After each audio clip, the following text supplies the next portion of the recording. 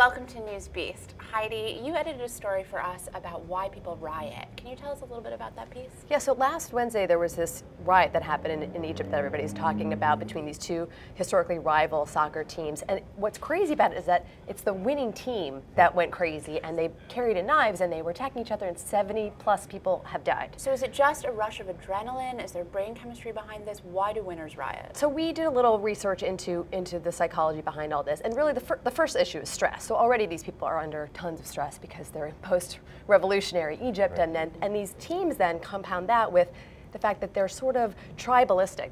These teams represent neighborhoods or ethnic groups, and so that they have this historic rivalry against each other, pit these two teams against each other, put them in a confined space, and then when your team wins, you actually have a spike of testosterone. So bizarrely, of course it's testosterone. It's testosterone. Actually, we don't riot when we win things. No, we just go and paint each other's nails. And they brought knives with them, and they're almost anticipating the spike. Well, usually they would have checked for knives, but for some reason they didn't. See, what's so sad about this is the whole origin of the Olympics was that you'd have rivals, and instead of fighting each other with clubs, swords, guns, whatever the era we're talking about, on the battlefield, you would fight fairly on the sports field, and now we're seeing that it doesn't make a difference. Devolved back. Right. So does this portend doom for this weekend's Super Bowl? As New Yorkers, we should root for New England. Right. Just get some water and barricade the testosterone. I'm going to be rioting. So Gary, what are you excited about today?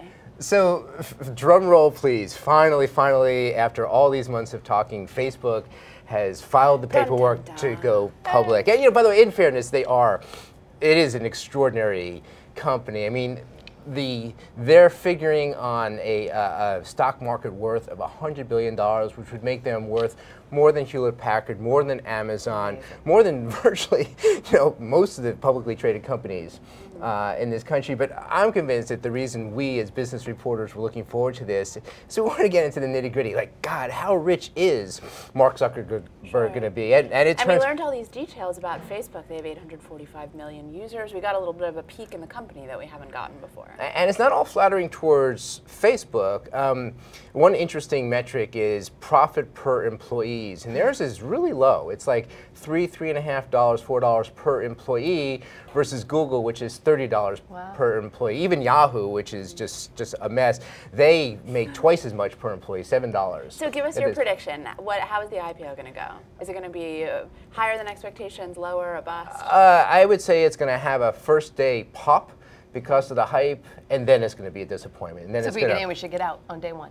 Don't get in at all. Don't even touch it, because no, this is such an insider. Resident Jim Cramer. No, this is such an insider's game. The people who are going to get rich off Facebook are those who were they were invited to go into the IPO now, before it's publicly traded. To me, by the time it shows up on the public markets, most of the profits have already been pocketed. Well, I'm gonna steal the spotlight here and talk about what I'm obsessed with this week, which is this incredible story of Susan G. Komen Foundation pulling their financing, their funding for Planned Parenthood, so there won't be breast cancer screenings in Planned Parenthood.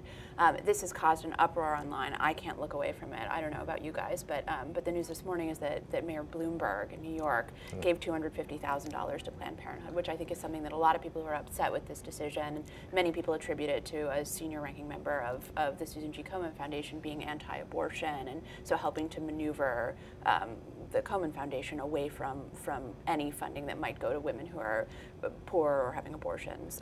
This story is such a shame to me, because the woman who started Komen Foundation, who heads it, she's been a big donor to George W. Bush. She's a Republican, but Komen, my mother's a breast cancer survivor. We all march, we all give money, and I'll tell you, I'm not marching, I'm not giving money now. This is really angering me, and I'm pretty typical, I'm thinking.